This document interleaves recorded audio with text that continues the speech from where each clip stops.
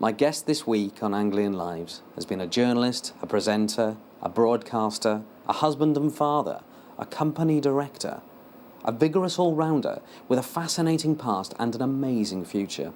Gregarious, popular, a famula man, yet never happier than when relaxing in his own 5-bedroomed, self-built house with 3 acres of land and access to a private stream. But who the hell is this mysterious enigma? This mysterious enigma is Alan Partridge. Excellent. My guest this week on Anglian Lives. Yeah. This is Norfolk Nights with Alan Partridge. Alan Gordon Partridge is the best and best-loved radio presenter in the region. That was for anyone who's going through a trial separation or messy divorce. The Human League with the Don't You Want Me? 50% she got. It's weighted against the man. He was born into a changing world of rationing, teddy boys, apes in space and the launch of ITV. But the Norwich of today is a very different place, although the market still remains. Hello, I'm Alan Partridge. Alan's broadcasting career began as chief DJ with Radio Smile at St Luke's. Sorry, second hand, but it's in quite good condition. He makes a point of returning every February. Has anyone never heard of me? No. Right, it's very rude to say After that. replacing Peter Flint as the presenter of Scout About, he entered the top 8 of BBC Sports presenters. Bang! And join me, Alan Partridge, for the big race at Marple, the horse race. But Alan's big break came with a primetime BBC chat show. Aha! Sadly, Knowing Me, Knowing You battled against poor scheduling, having been put up against News at 10, then in its heyday. Due to declining ratings, a single catastrophic hitch, and the dumbing down of network TV, Alan's show was cancelled. Not to be dissuaded, he embraced this opportunity to wind up his production company, leave London, and fulfil a lifelong ambition. He returned to his roots in local radio. Call of the night. OK, the lines are buzzing for tonight's hot topic. Who is your favourite rough-voiced singer? Rod Stewart and Chris Rea, big votes for them, but they've been massacred by a late surge from rasping taffy Bonnie Tyler. Wonder how many she smokes. Roots that first sprouted in a field in East Anglia. That's my watch. Well, just lost my blooming watch. Ha! Actually, keep that bit in. It's nice. I think it gives it a human touch. Nice. Now single, Alan is an intensely private man and a keen businessman. 300k, I'll take it to Sky. He's always on the lookout for new investment opportunities. In town. Tonight, we examine both the public, private and professional faces of Alan Partridge.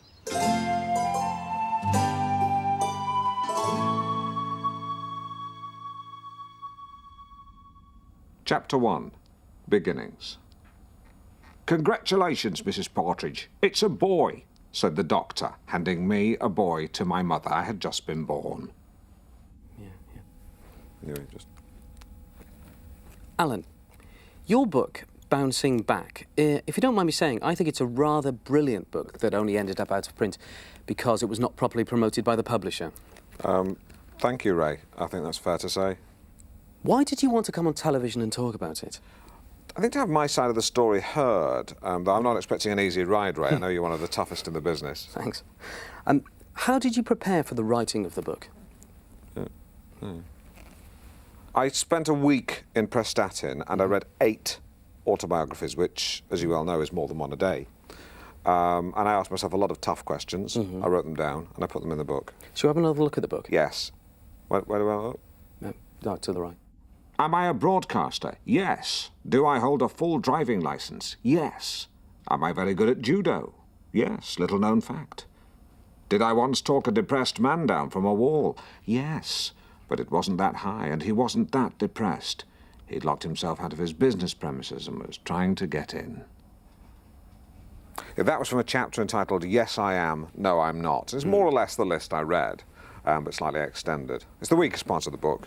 Oh, I don't know. I wouldn't say that. Well, what do you think's the weakest part, Ray? Well, it's. I mean, it's all great. I mean, it's all very good. I mean, it's a very good book. Yeah. Mm-hmm. At one point, you speak so movingly about your Toblerone addiction. Yes. We wanted to do a product placement deal with Toblerone, but they insisted on putting a mini Toblerone on the jacket cover, and I felt that would have cheapened an otherwise tragic tale of how I, Alan Partridge, bounced back. I remember one very low point, I got a whole one stuck sideways in my mouth, and a woman who works for me had to break its back with a toothbrush. I actually made myself sick. I mean, I didn't make myself sick. I spewed into a thermos. No prizes for guessing what I did with that. A lot of people... Threw it away. A lot of people, when they get low, they turn to alcohol or drugs. Yes, I know a producer in the business who is an alcoholic. But, you know, he makes a living, so people ignore it. When he's on the wagon, you see him in the pub with an orange juice, but you can tell he wants one. And, you know, his wife's left him again. She won't go back to him this time. Oh dear, it was a bit of... Yeah, he didn't knock her about. If anything, it was the other way around. I mean, you know about that. Alan is extremely skillful at scaling the dizzy slopes of sports commentation. This course actually reminds me of when I was tobogganing at the age of 16. I hit something and fell off. I was concussed. Hit a cat. No cats here, of course. The groundsmen are quite strict about not letting cats onto this course. One of those things comes down on a cat, it doesn't stand a chance. Sevi Ballesteros, the bullfighter. That's what I call him. Though, technically, he's a professional golfer. A friend of mine said recently, what do you get if you cross a ballerina and a bastard? Ballesteros was his answer. I guess if you analyse it, that Sevi combines the qualities of both those animals. He has the lithe sophistication and nimbleness of a ballerina, combined with the hard-nosed, ruthless thuggery of a bastard. You had a fantastic career on national television, and yet you walked away. That's the truth. I know. Yeah, whatever anyone else says. I didn't like myself back then. I was seriously frigged up. But I'm much happier now.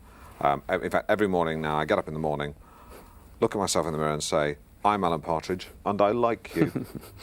No, not every morning. This morning I was in a rush, got up, went, hi, gotta go, you know. But back then I was a monster. I mean, I've never got drunk on power, but on occasions I have been a little tipsy. These days I just stick to a half, maybe two at the most. If I'm driving, I'll just have a half. Yeah, I mean, I realise I'm just talking about drink now. Yeah, that's fine. Yeah, not power. OK, it's not just me asking the questions tonight. We're also joined by my electronic assistant, Digital Dave. Digital Dave. OK, Digital Dave, far away. How long did it take after your wife left you for your divorce to come through?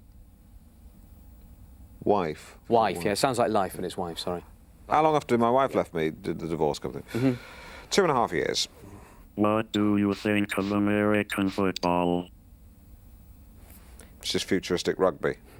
Is your wife still with the man she left you for? Sorry, it's wife. I know it sounds Wife's like life, but... No, she's not. What is the best way to cook a sausage? It's the best What's the best way to cook a sausage? Sausage, yeah. Fork prick the skin to allow the moisture to escape. Simple as that. What would you say to any young people heading for London? To any 9 people heading for London. So what would you say to any young people? Go for the day, visit Madame Tussauds, get the hell out. Alan has left the smoke firmly in his wake. You won't catch him paying the London congestion charge. Elvis Costello there, part of our anti-London night with I Don't Want to Go to Chelsea. Ironically, Mr. Costello does in fact live in London. What a bloody hypocrite. I was going to play London Calling by The Clash, but it's awful.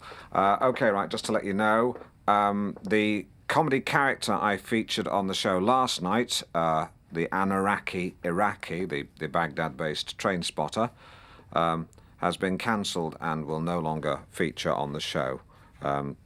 Out of my hands. Alan, where do you think TV is going these days? Downhill? Absolutely. I mean, my attitude to television became so low, as in not singular, but down, that at one point I was considering not having a television in my house. But in the end, I just went for one of those plasma widescreen ones, which are expensive but good, and I can afford one. But of course, it's not all downhill. Some of it is uphill. Because this is a very exciting time for digital TV. Absolutely. I saw 2 excellent documentaries last week, both about mudslides. What's your favourite film? Titanic. I think what James Cameron did with that film was extraordinary. I mean, I went to see the film and afterwards I just had to drive straight home.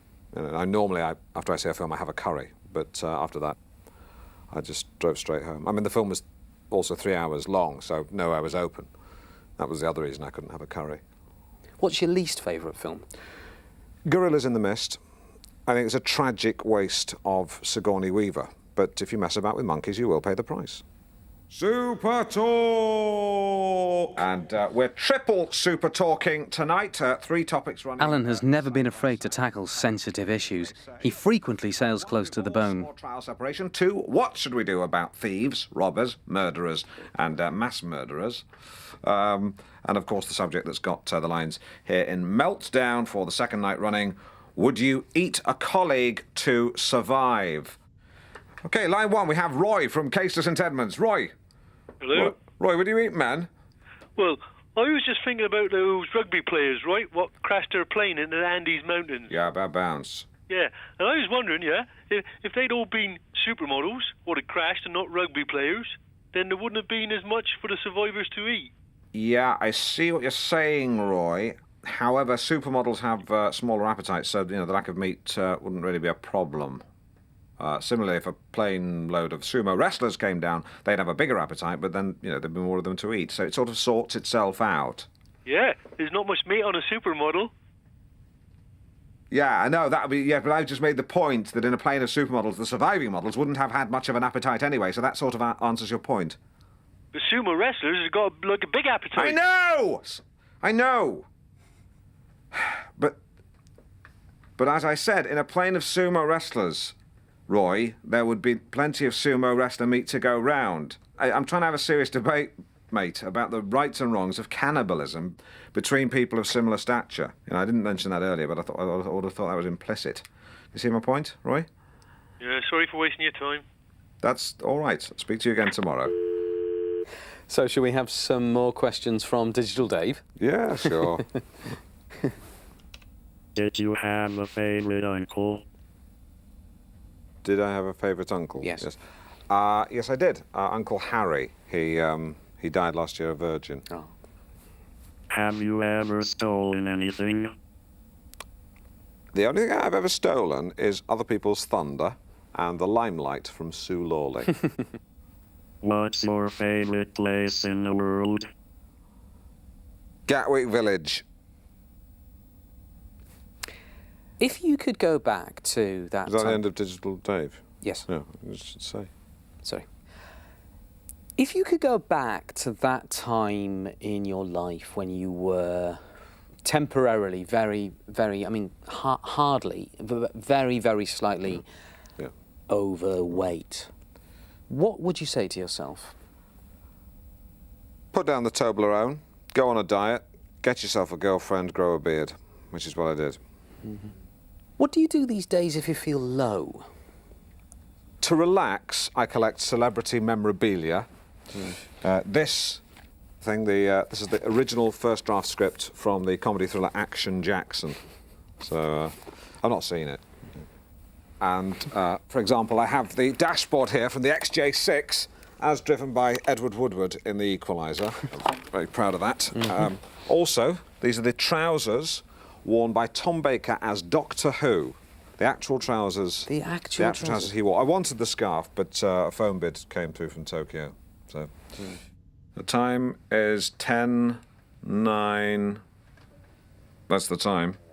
I'm talking to Amanda Crowther, Britain's top lady hawker. I don't mean she coughs a lot. Oh, sorry. That's all right. I do actually cough a lot. Funny hawker. Although you should actually get that checked. Could be throat cancer. It's now she keeps birds of prey, and that's actually quite funny because I was thinking of calling this part of the show. Normally call it Super Talk. I was thinking of calling it Super Hawk. Yes, you'd have to call it super kestrel in this case. Drop that. That's kestrel super. That's what tramps drink. Super tramp. Told you to drop it. Now, Amanda, can you train to the same degree of accuracy the following birds? A gull, a pigeon, a robin, and a bat. No. Why not? Well, the birds have, if you like, a cognitive map in the brain, and that map is more highly developed in certain species than in others. That bell ringing, by the way, is the bell that's attached to her foot. Yes. Why is there a bell on the foot? Well, it's so that we know where she is. Yeah. You can see the problem in the radio studio, though. Yes. Should have thought about it before you came on the programme. What are your beliefs? I believe in the paranormal, I think, ever since I saw Christmas Carol. I don't mean a Muppet Christmas Carol with Sir Michael Caine, in which he gave a very moving portrayal of Scrooge. I mean the original cartoon by Dickens. Mm-hmm. But in terms of religion, I also sometimes like to hang out at the coffee shop in Norwich Cathedral, which shuts at 5, which is perfect for me. But it is 5 on the dot. There's no leeway. For a cathedral, they can be pretty officious. They sell club biscuits and scones in cling film, one of the few places that still do. What's happening to our national heritage? Alan likes to contemplate his beliefs in the great outdoors. Hi, I'm Alan Partridge. I'm a busy man. One day I can be recording a TV show. The next, I can be shuttling up to Harrogate to host a Get Motivated weekend for the Bostic sales force. But when I go back to Norwich, I like to relax by rambling. I switch off my mobile phone, put my pager on mute, and enjoy the stillness of the Norfolk countryside. Swaffham was our stalking ground when we were young. We'd all pile into the back of a friend's mustard-coloured Triumph Dolomite, have a picnic, and then drive home again. There's a caravan site there now. It's quite a good one. It's not gypsies. I mean, it's proper toilets and proper amenities. We're actually on the grounds of Mike Oldfield's country estate. We're not actually on his ground. This is common ground. That's Mr. Oldfield's over there. We did ask Mr. Oldfield if we could film there, but he said he wanted a bit of privacy. It's understandable. Would have been nice, a bit small-minded, really. A bit nasty.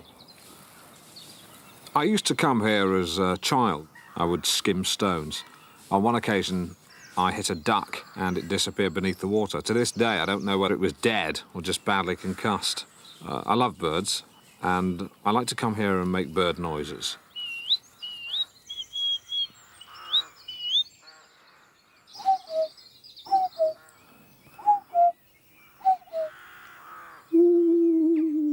I'm no Dr. Dolittle, but there are times when I think birds are the only ones I can really talk to.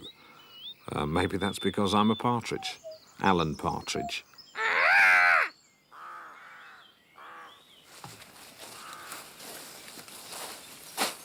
Someone should clean up these leaves. It's good to see you wearing trousers, too. I imagine wearing a skirt would be very unwise with a hawk flying around. What do you mean?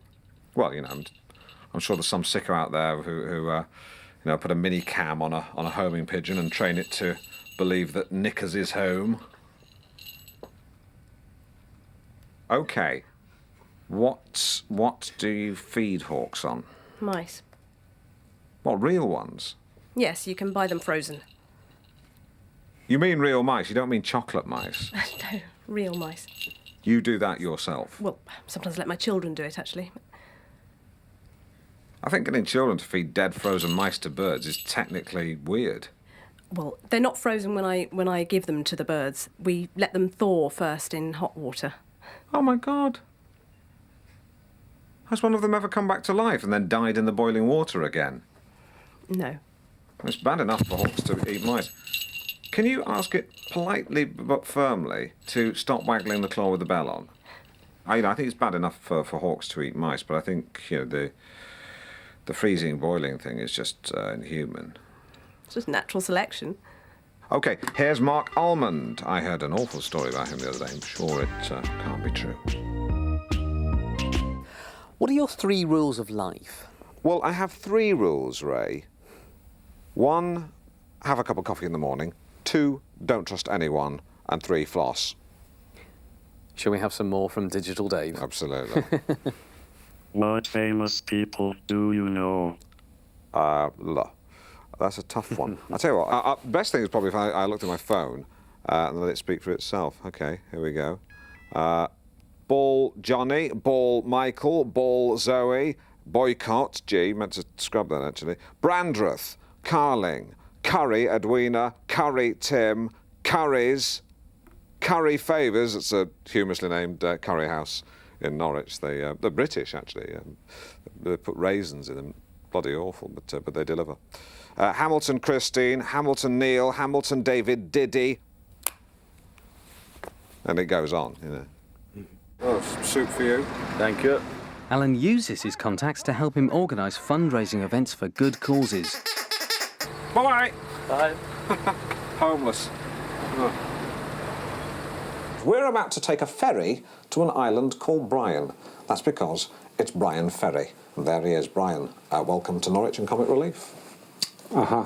Yeah, I don't do that anymore. But we're delighted to have you now. Thanks very much. It's very nice to be here. Now, we all know your contribution to pop iconoclast and neatness in pop, which I know is something you feel very strongly about. But what not many people do know is, and I will be eternally grateful, because Brian here was the very first person to alert me to Tetters and Peps. Do you remember that? It was in a queue for a domestic flight. Oh, yeah. It's fine if you don't remember, Brian, but don't lie. It's Comic Relief. Are you going to be making a donation? Yes, of course. Yeah. Great. Want to get your chequebook out? Just get a pen. I won't tell the audience what you're writing. You're listening to Alan Partridge and watching it. So, as I say, I won't say the amount. Suffice to say, it will buy you 2 microwave ovens, I think, or 3.5 Dyson vacuum cleaners, which again works because I know you're into neatness. There you go. Does you want to actually pop your check card details on the back? Yeah, security. Alan is one of the few people who genuinely enjoys charity work. But, all right then, I will show my bottom. Here it is! It's a plastic bottom. It's a plastic bottom. So £500 to Comic Relief. No, we don't think that's good enough, really. Do we? No, I don't care. That's not what we rehearsed. No, we'd like to see the real well, thing. You can forget about that. No, get away! No! Please don't knock my ass! Not my ass! Please, no!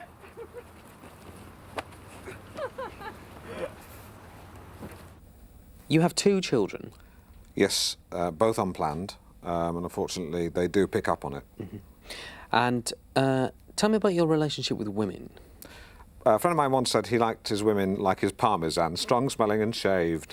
I don't agree with that, but I don't like hairy women. Mm-hmm. I'd say a good 50%, or half, if you will, of my listeners do regard me as a kind of radio boyfriend. And they are women, as far as you can tell. Mary's on line 2. Hello, Mary. Hello, Alan. How have you been? Very well, thank you. Very well. How are you? Oh, not so bad. Better at night time than in the day. Good. Did you get the doll? Yes, it was in reception. There was a shoe missing. What? There was a shoe missing. So had rather thinning hair, I seem to remember. Oh, Alan. Looked like it had some sort of alopecia, something like that. Oh, what? It just looked like it was poorly on the head, hair. It was mine when I was a baby. Really? That's lovely, but you don't want to give that to me. Well, it's precious and you're precious. Thanks. Is it our TV theme tune night? No, Mary, you and I know that's Thursdays. Oh, I sent you a doll. Why can't I hum the theme to World at War? Thursdays. Bye. Bye? What? I say goodbye. Bye. Ooh, let's have a bit of music. She was a bit of a character. Yeah, Mary's a regular caller. I don't know if anyone thought she sounded upset then. She sometimes does this thing that's half laughing and half crying, and I can't quite tell the difference. So it's bloody weird, but she's regular, she's reliable, and she's free. I believe you're working on a new book? Yes, yeah. It's set in the future, in the heady world of TV entertainment, and it's the year 3000. Everyone has a 3D TV on their wrist, and they travel around on monorails like the one at Gatwick Airport. It's very futuristic. It's set in the aftermath of a nuclear ratings war between two TV stations, one of which is based on Pluto. And TV presenter Jack Jupiter has 24 hours to do something. I've not figured out what yet. But the main thing is, each day is 10 hours long because they've gone metric on time. And the diary industry is in turmoil, that's a subplot. But one rebel, Alec Parsons, is determined to return to a 7-day week because it makes sense. So he goes back in time to the present to see what a week's like. That's a very good twist. Well, yeah, it is. And that's not the only. There are more twists. You need lots of twists these days. People expect them. A friend of mine told me that, and he's a librarian. Ooh, look here. What? I was very low. I went to Legoland to think. You need a day. It was more than I could do to stop myself from kicking over a large Lego robot who, in my twisted mind, had become the chief commissioning editor of the BBC. I was depressed. I stared into the abyss. And then I saw a chaffinch in the summer sun pecking at a discarded beef burger, and I thought, he's not trying to throw himself off a cliff, and I just drove away. Stopped off at a place called Buffalo Bill's. They've got old shell pumps on the wall and photos of a young Malcolm Brando from It's the Waterfront. And, as they say in America, I thought, the hell with it. And I just drove home, with the length of garden hose I had gaffer-taped to the exhaust trailing behind me like a giant mouse. Why don't we leave the last question to Digital Dave? Okay. Who are the faces to watch on television these days? Did you get that? I got that. I've given this question a lot of thought, and I can honestly say I don't think there's anyone out there. Alan Partridge, thank you very much. Thank you. Yeah, that was good, that. Great. I like this bit. It's a bit like that bit on Melvin Bragg when he interviewed the lad with throat cancer. Harry Potter. Dennis. Dennis Hopper. Yes, I like this sort of keeping the mics on. It's very interesting and trendy. Yeah, cheers. Do you fancy a quick drink? Is it who's going? Just you? Is it? Yeah. Yeah.